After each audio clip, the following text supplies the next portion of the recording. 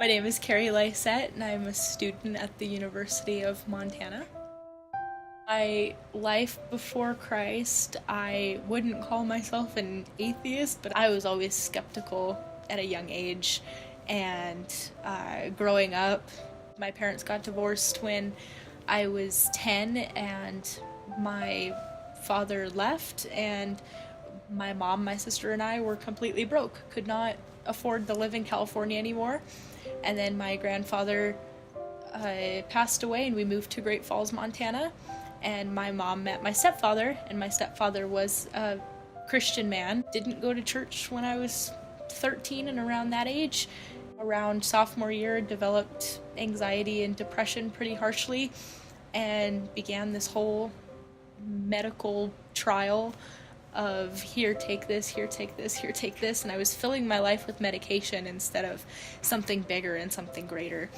And then in February of this year, I attempted suicide, and that was the time when I went to the hospital thinking, oh, this is going to be my I found Jesus moment. This is where it all unfolds. I've been waiting my whole life for, God to do something for me.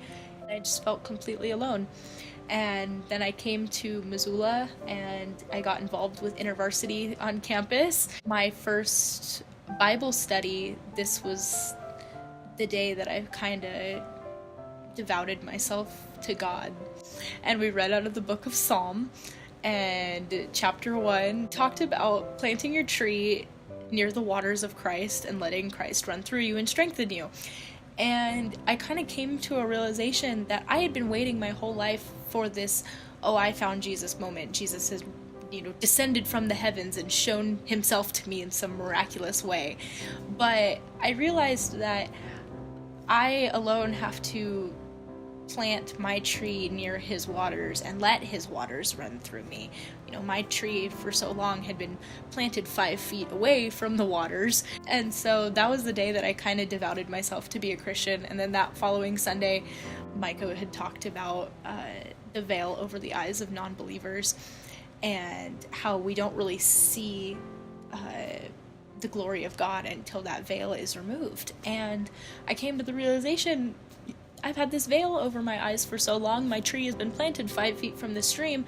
This is what I had been missing. I had been missing God for so long. He has always been there, but I haven't been. My life now, he constantly surrounds me with just amazing people. I could not ask for a better support system and family than the church and the people of InterVarsity. He constantly reveals himself to me through scripture and through teachings, because even if I'm in the worst place I possibly can be, the next day he reveals himself in some way through scripture, and I'm like, that was him. That's God right there.